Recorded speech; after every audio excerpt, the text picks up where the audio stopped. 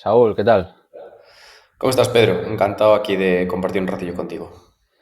Hoy no vamos a hablar de creatina, ¿verdad? Hoy no, vamos a hablar de suplementos, pero vamos a alejarnos un poco del mainstream, de lo que todo el mundo conoce, e intentar acercarnos a aquellos que se les puede sacar partido, que tienen sentido, pero que quizás no son tan comunes. La verdad que lo de la creatina es curioso, porque ahora que ya hay 20.000 estudios que la avalan, ahora las redes están inundadas de tómala así, tómala así, tómala antes, tómala después, no la calientes, que igual se pierde el efecto, tómala con zumo de naranja, yo qué sé. Yo creo que todo esto empezó también con las 1000 formulaciones de creatina que salieron al mercado, que si mejoraba la disponibilidad, que si esta era mejor o peor, y al final ninguna demostró superioridad con respecto al monohidrato. Y bueno, luego a partir de ahí pues intentaron darle más bombo, sacar más contenido al respecto, buscando detallitos, pero que funciona y punto, o sea, monohidrato y adelante. Muy bien. Pues el primer suplemento que teníamos aquí en la lista era la ashwagandha, que no sé si va camino de convertirse en la nueva creatina, pero la verdad que lo veo por todos lados y tengo ganas de que hables de ello porque no me queda claro para qué sirve, cómo tomarla, si, no sé, si tomando melatonina ya puedo dormir bien, si es para dormir siquiera. Yo creo que es el más mainstream de los que vamos a hablar en el día de hoy. También por eso es el primero. Luego el resto ya son quizás no tan conocidos. Pero sí, está acumulando bastantes evidencias y es positivo, sobre todo para el control del estrés, reduciendo los niveles de cortisol. ¿Qué pasa? Que ahora se está viendo que además puede mejorar un poco el nivel de testosterona en hombres, dentro de rangos fisiológicos, obviamente. Al final no es como usar testosterona exógena ni mucho menos. Pero pues para personas que tienen el nivel un poco bajito, para control hormonal generalmente, pues funciona bien.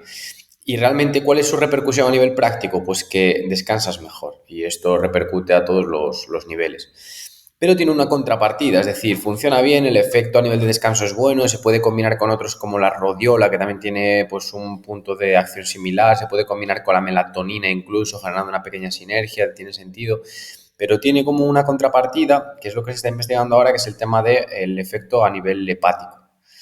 Y es que podría aumentar un poquillo las transaminasas y se han visto algunos reportes de casos de personas que tenían mal el hígado, lo consumieron y esto pues empeoró. Entonces digamos que es la incógnita que nos queda. En personas sanas no hay ningún problema, quizás en personas con problemas de tiroides también habría que regularlo un poquillo porque todavía falta información, pero sí que es verdad que hay que tener cuidado en aquellos que tienen patología hepática. Para lo demás, es un suplemento que funciona bastante bien y a nivel de control del estrés yo creo que ahora mismo es lo mejor, es decir, lo que más evidencias tiene, enfocado también a eso, calidad del sueño. ¿Cómo, cómo se toma? ¿Hay que tomarlo varias veces al día? ¿Hay que tomarlo al principio del día? ¿Te va a tontar si lo tomas al principio del día? No te atonta, hay dos protocolos. Hay quien lo toma de noche, es mi caso, por ejemplo, una dosis antes de dormir, 400-450 miligramos de extracto, o se puede dividir la dosis en dos tomas, una por la mañana y otra antes de dormir.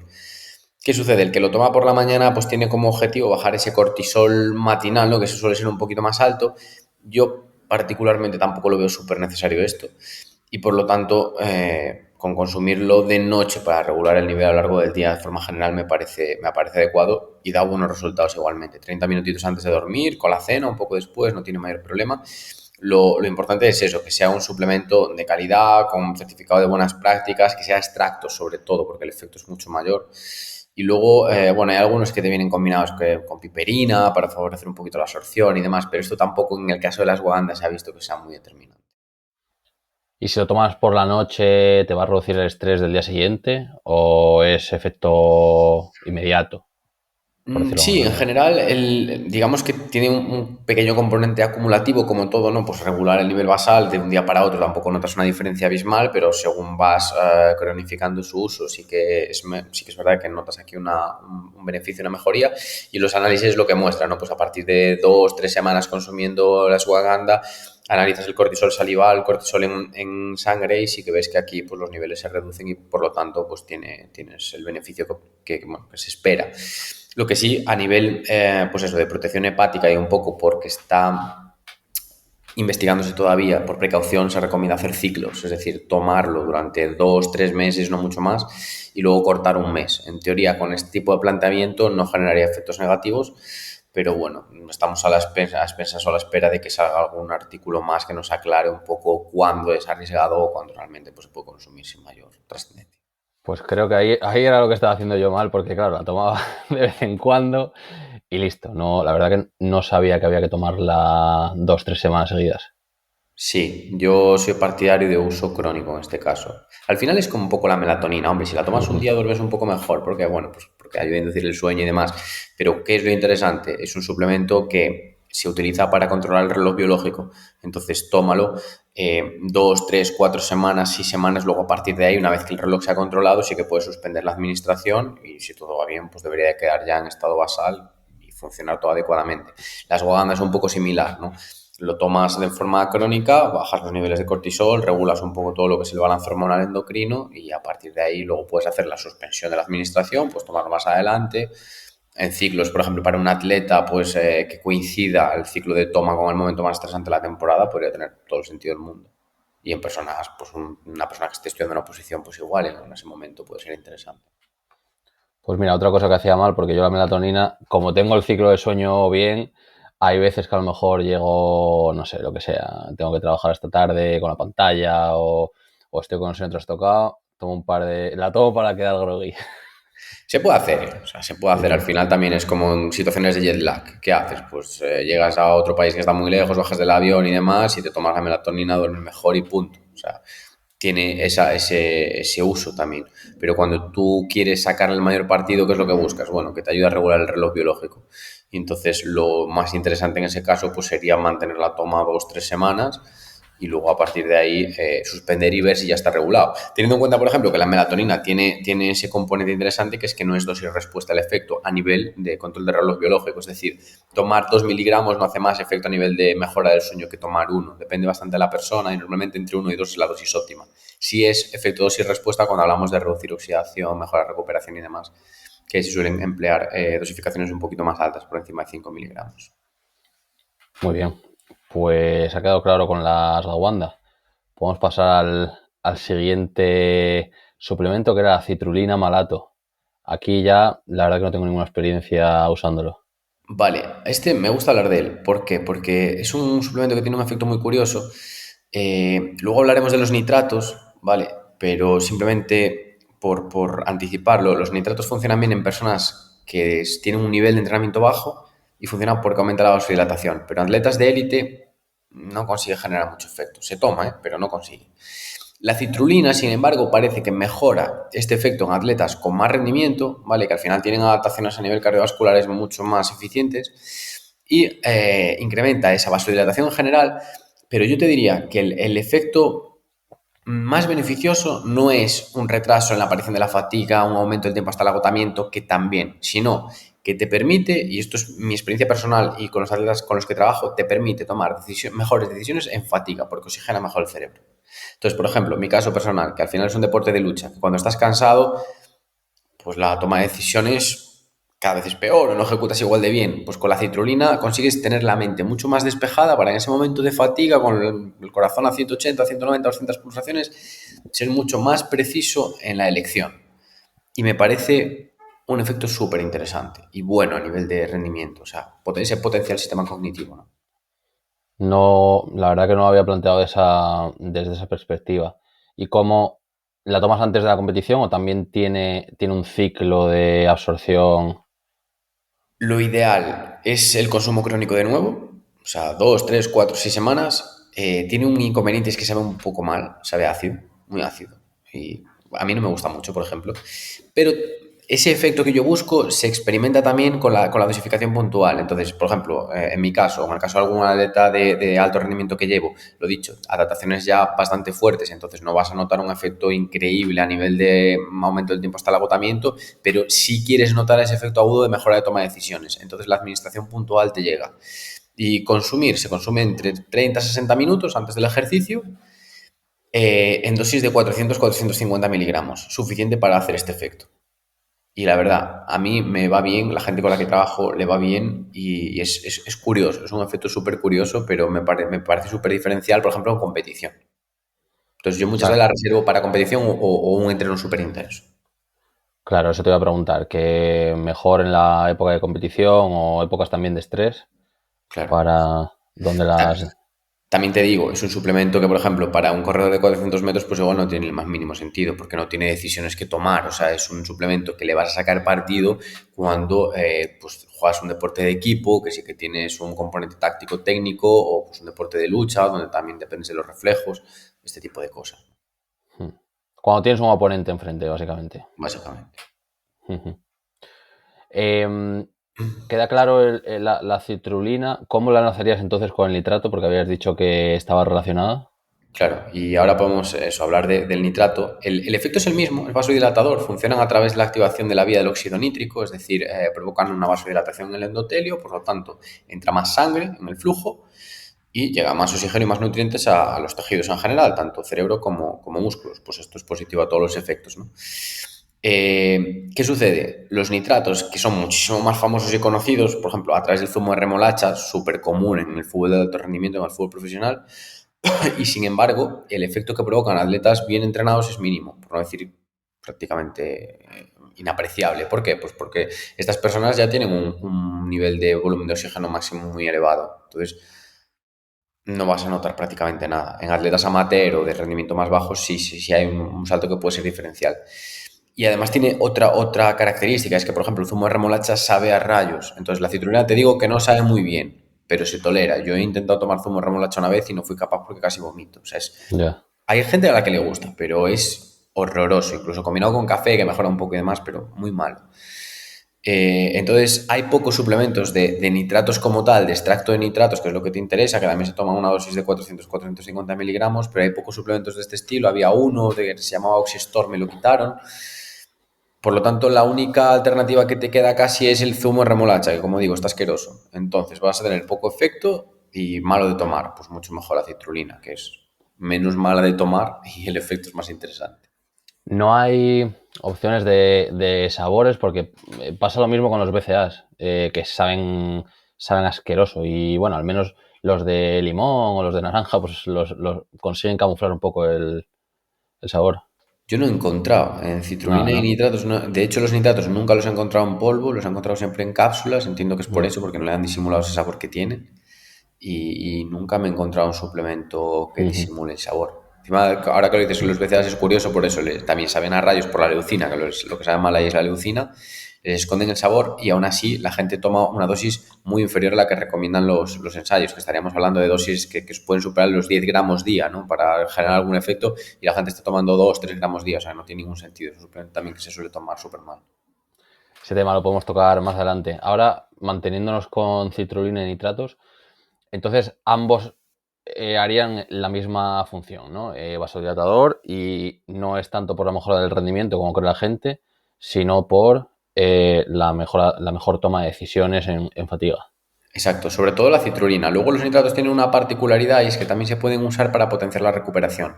Un poco por esto mismo, ¿no? Pues mejora la función endotelial, incrementas un poquito el flujo sanguíneo, por lo tanto aumentas la llegada de oxígeno y nutrientes al tejido y en ese momento de, no le llamemos ventana anabólica porque ya se ha demostrado que no existe, ¿no? Pero en ese momento de posejercicio donde al final pues todo el organismo pide de alguna manera u otra más cantidad de sustrato, pues llega más al tejido. Entonces se está usando también como protocolo en la recuperación, ya no pre-entreno, pre-competición, sino en el post. También tiene sentido emplearlo aquí, muchas guías nos lo recomiendan.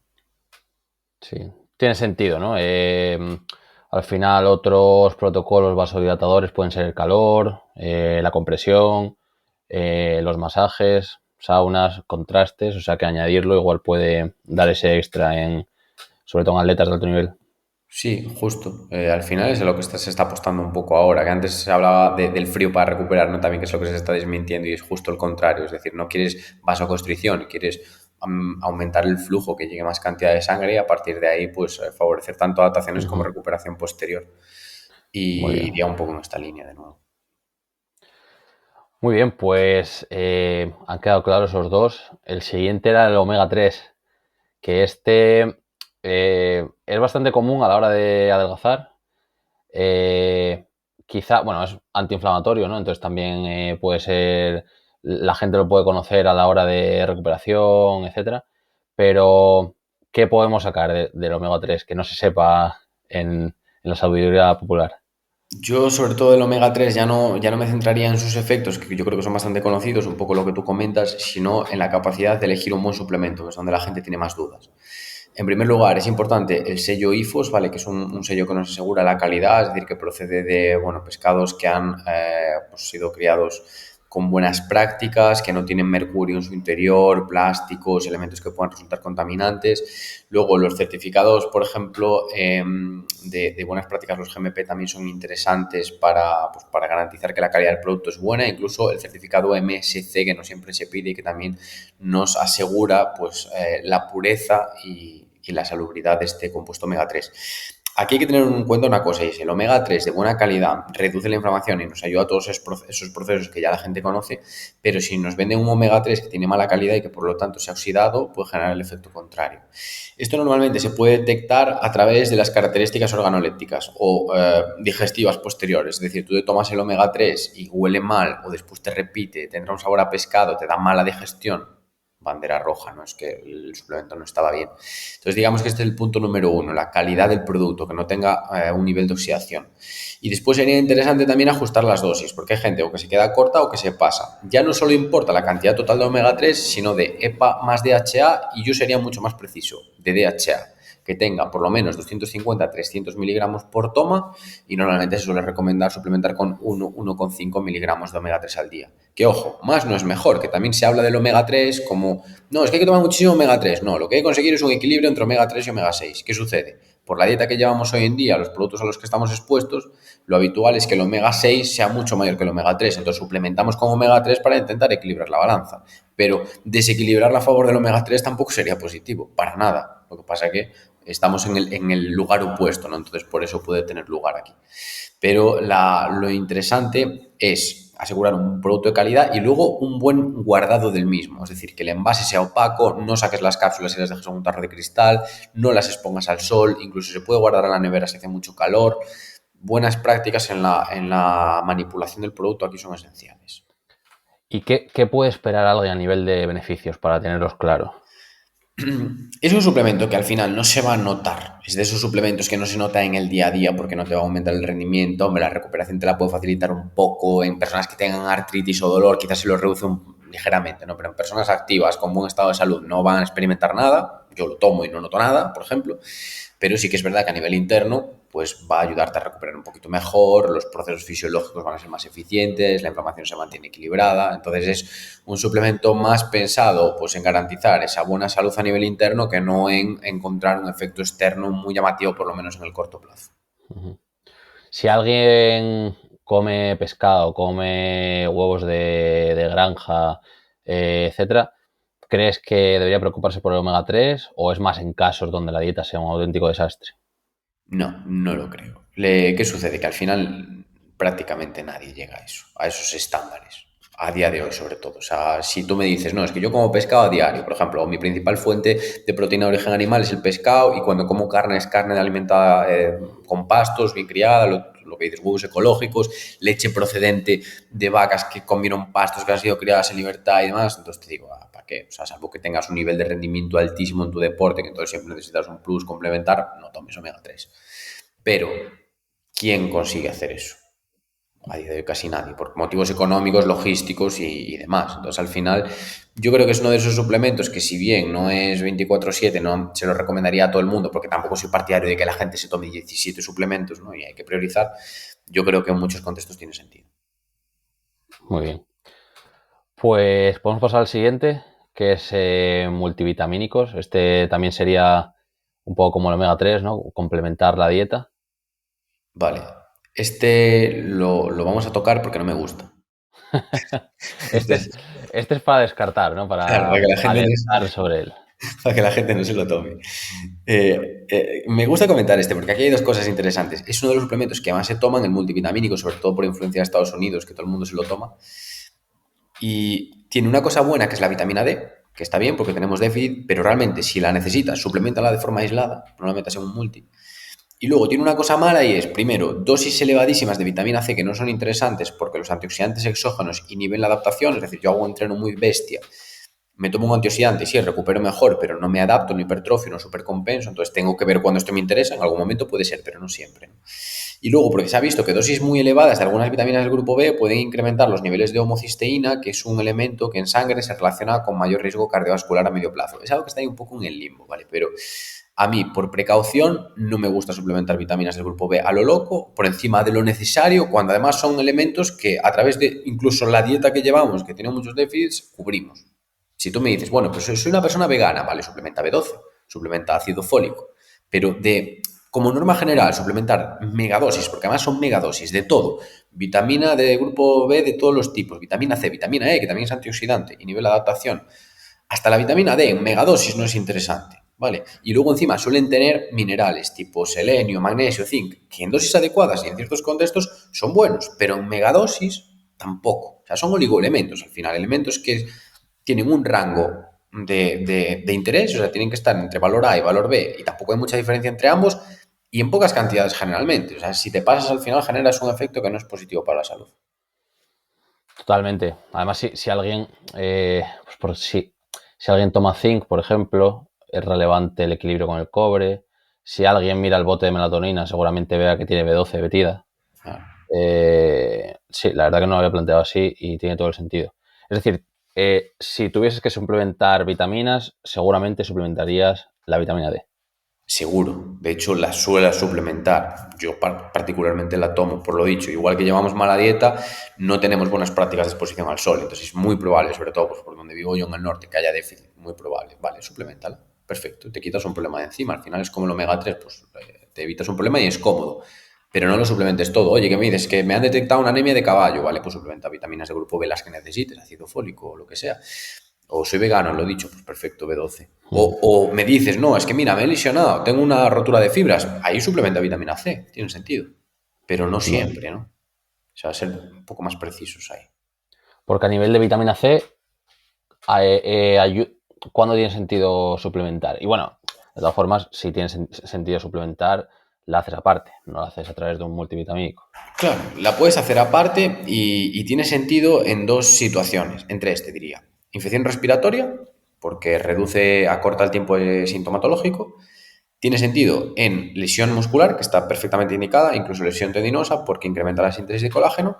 Y tiene sentido en aquel momento de la temporada muy conciso en el cual priorizas la recuperación frente a la adaptación. Por ejemplo, un periodo de ascenso, que juegas partidos cada 2 días. Bueno, y ya estás adaptado. O sea, lo que no has adaptado hasta ese momento no lo vas a hacer. Entonces, ¿qué quieres? Llegar lo más fresco posible el siguiente. A final de temporada, que encima vas a estar ya cargado en general, ¿no? Entonces, ahí sí tiene sentido. Pero no en pretemporada, por ejemplo, o en noviembre. Ningún sentido ahí.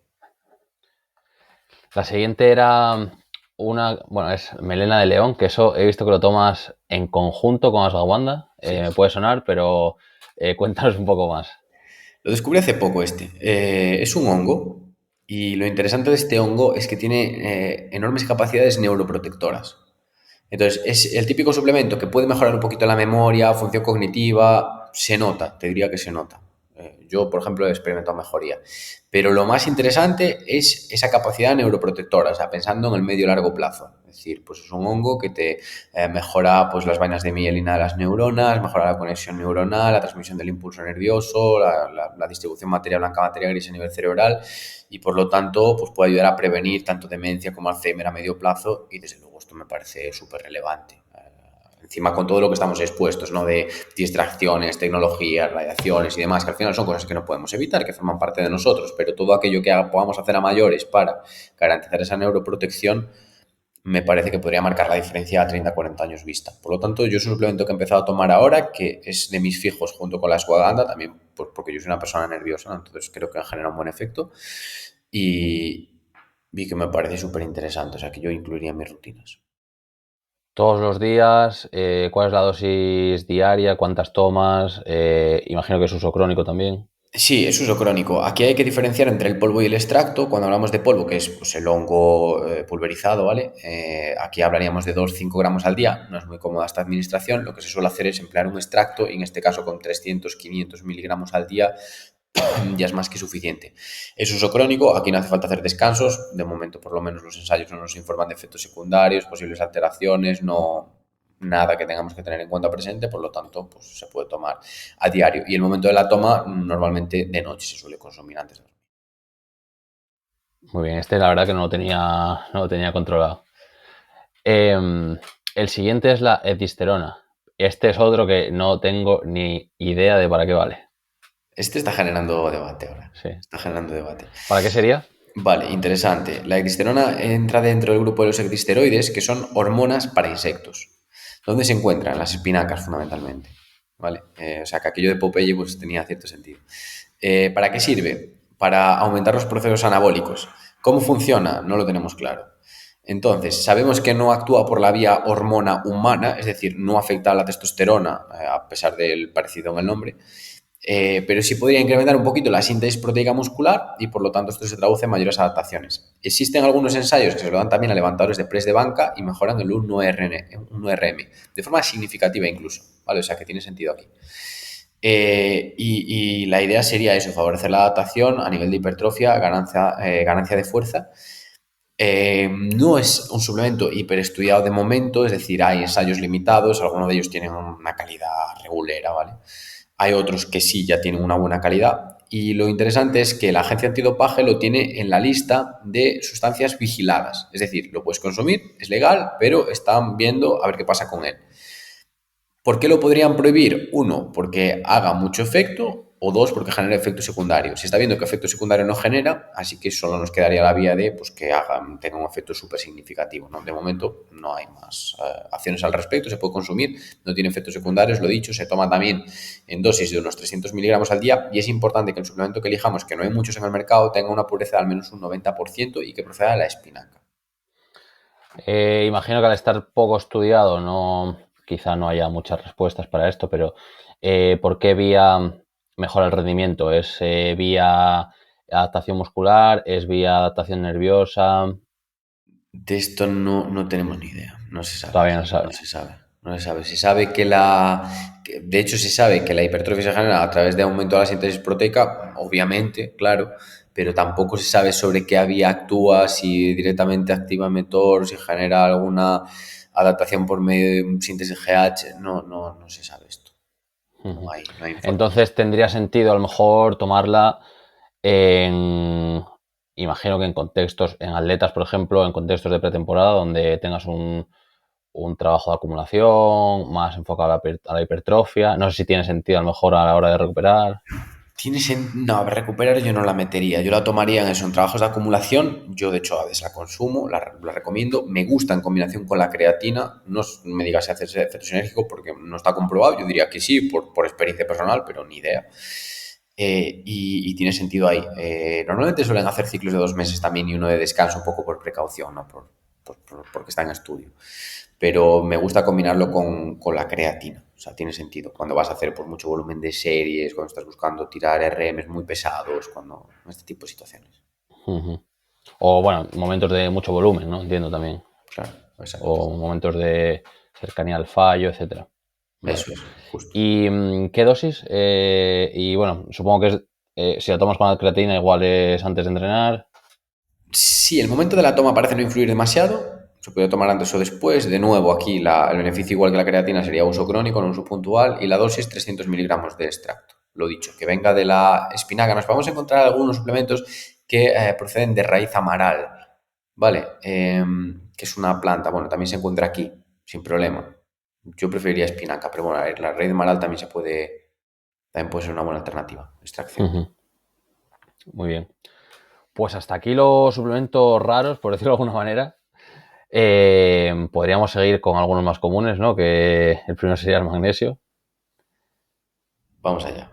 Magnesio. Eh, a nivel de magnesio, bueno, ya creo que el magnesio está un poco creatinizado, ¿no? En el sentido de que todo el mundo divulga sobre él, ya está más que estudiado, todo el mundo, hasta el médico te lo recomienda ahora.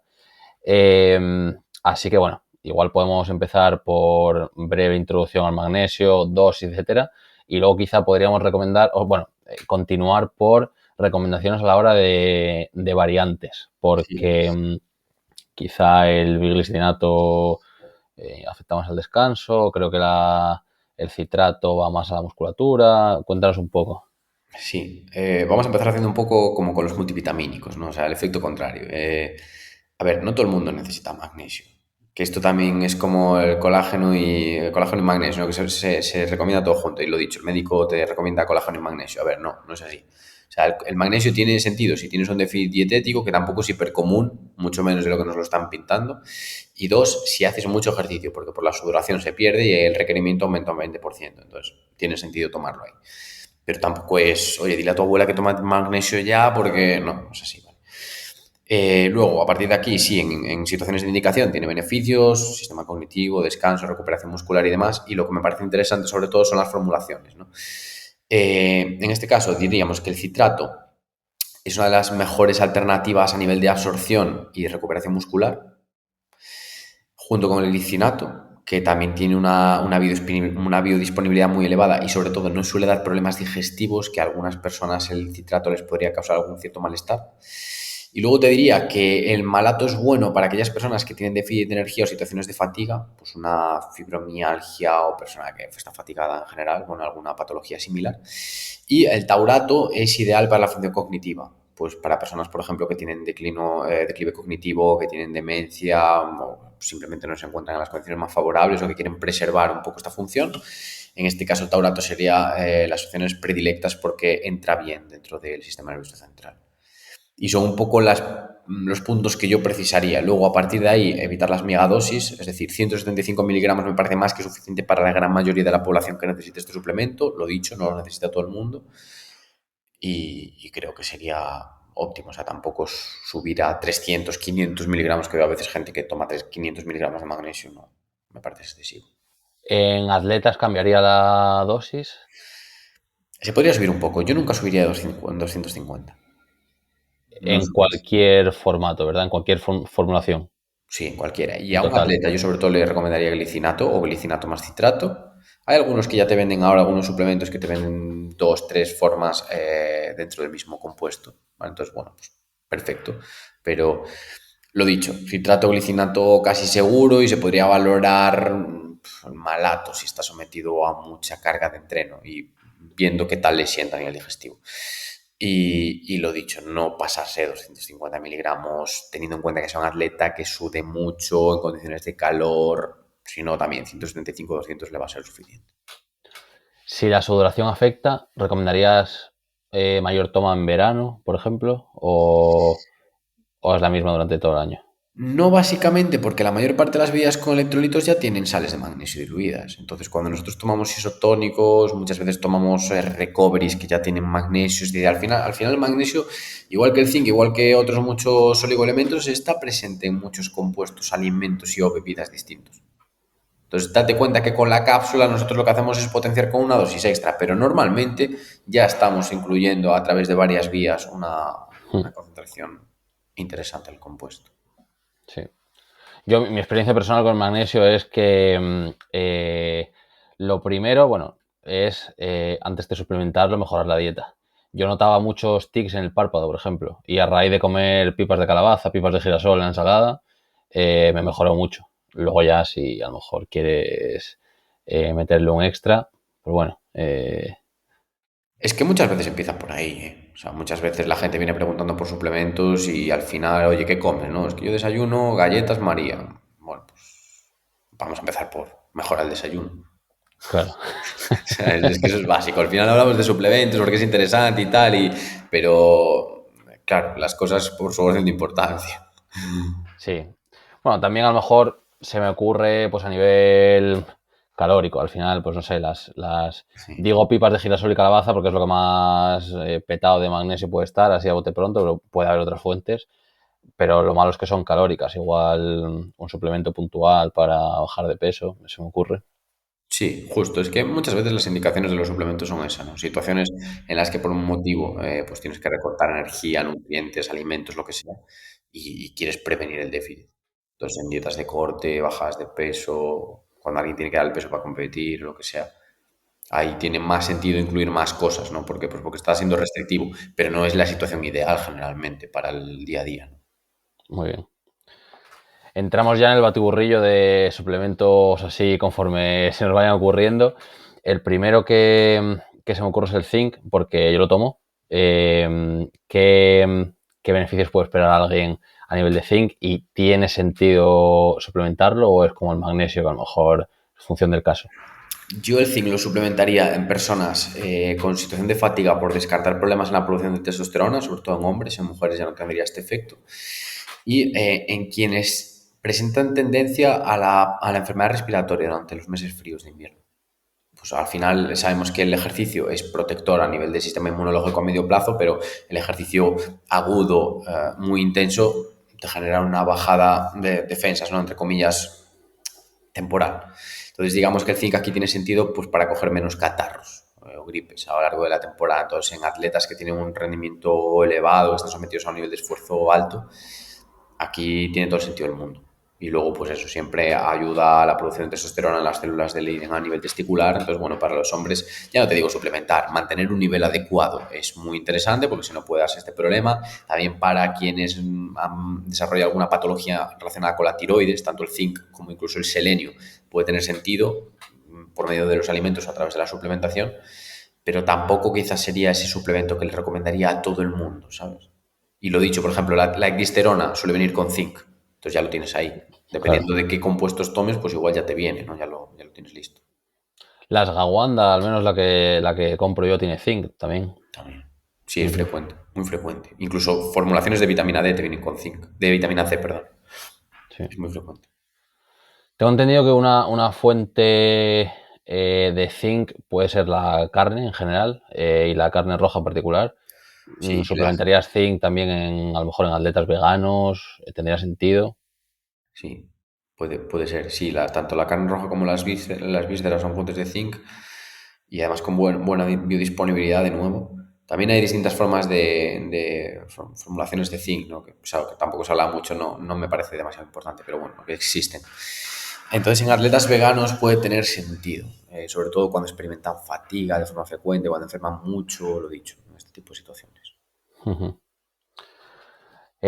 Así como último suplemento, no sé si será el último porque igual se me ocurre otro, pero habíamos hablado antes de los BCAAs y me interesa mucho tu visión sobre la dosis, porque si miras el bote o miras en HSN te recomiendan 5 gramos, pero luego, claro, ves entrenadores en Estados Unidos o nutricionistas que te recomiendan igual intraentreno 15 gramos y postentreno otros 15 gramos. Mm, ¿Qué papel tiene a nivel de rendimiento? ¿Es más recuperación? ¿Qué tiene sentido en atletas? ¿Qué puede esperar alguien de los BCAAs? Yo creo que en todo lo que llevo ejercido, los BCAAs es el suplemento que menos he pautado. No sé si él lo ha pautado alguna vez, si alguna igual, pero no mucho. ¿Qué pasa? Sí, a ver, empezando por la dosis. La dosis que se está recomendando son alrededor de 400 miligramos por kilo de peso. Vale, o sea, que ni 10 gramos al día, mucho más. ¿Vale? Luego, ¿qué sucede? Se está viendo que los BCAAs o la leucina, ¿vale? Da igual, genera un efecto beneficioso a nivel de hipertrofia o de recuperación en personas que no cubren el requerimiento proteico. Entonces, si tú llegas a las proteínas o suplementas con whey, ya no tiene ningún sentido que metas BCAAs, salvo que seas un atleta de muy alto rendimiento que hace dobles sesiones, que ahí te puede ayudar a reducir el dolor post-entrenamiento. O salvo que seas un atleta de ultra resistencia, que ahí tiene sentido tomarla dentro del propio entreno, de la propia competición, para minimizar el catabolismo muscular. Pero lo dicho, son situaciones concretas.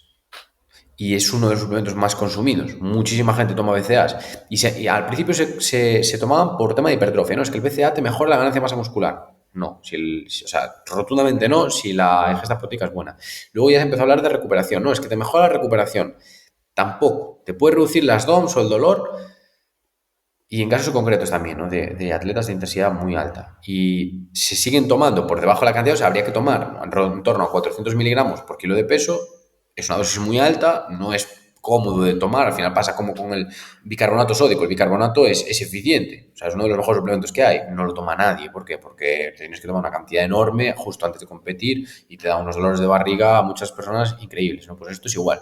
Dosis incómoda y encima sabe a rayos. sea, no merece la pena. no compensa. O sea, Claro. Sí, sí, teniendo sí. suplementos que dices tú, ¿qué es lo que quiero? Mejorar el rendimiento, toma creatina. ¿Qué es lo que quiero? Mejorar la recuperación, toma proteína whey. ¿Qué es lo que quiero? Mejorar el descanso, pues toma magnesio o ashwagandha. Entonces, hay mil opciones mejores para casi todo, por los cuales ya me decantaría antes de decirle a una persona, no, toma BCAAs o toma leucina, Ujú. que además encima es caro.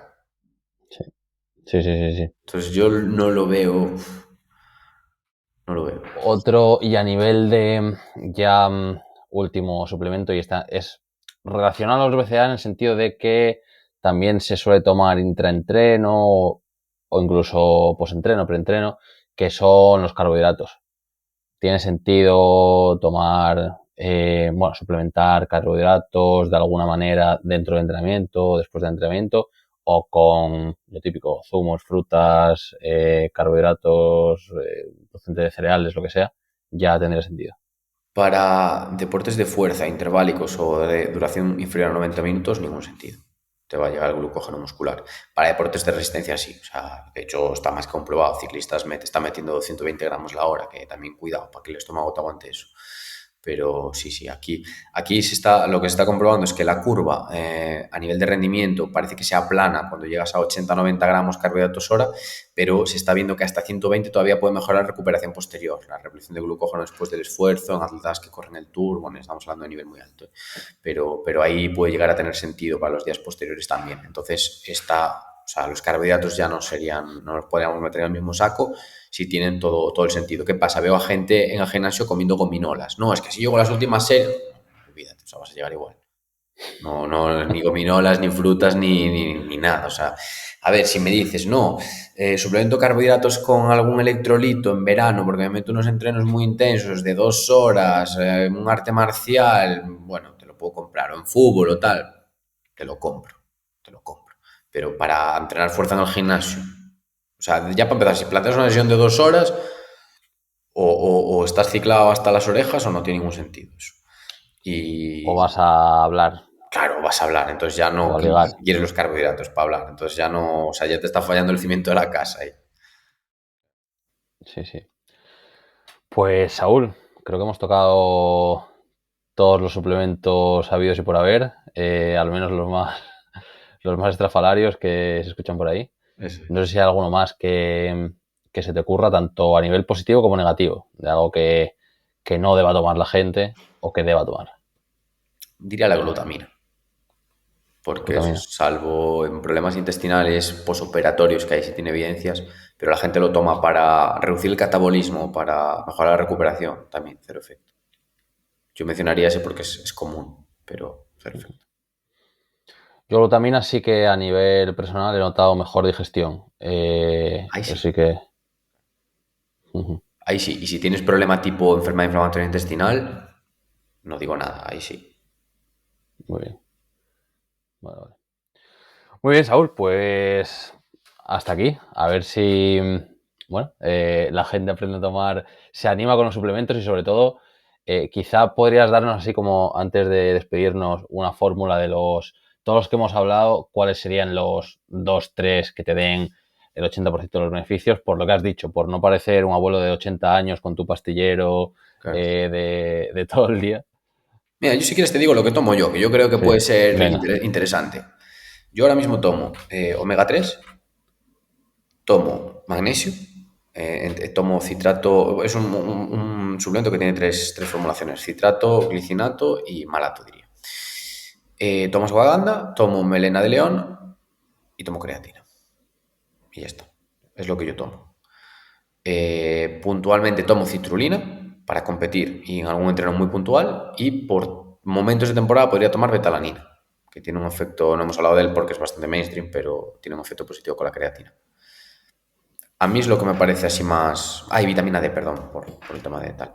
En mi caso, que al final entreno, pues eso, bastantes horas al día, todos los días, Ujú, estoy compitiendo y demás, ¿vale? Si no, pues podríamos quitar y dejar solo creatina a nivel de rendimiento y luego los que he mencionado a nivel de recuperación o bienestar, no hueles, pues tendría sentido. ujú. Pero lo dicho, o sea, también poner el ojo en la dieta, no tendría ningún sentido hacer todo esto si al final te estás alimentando a base de comida de muy mala calidad.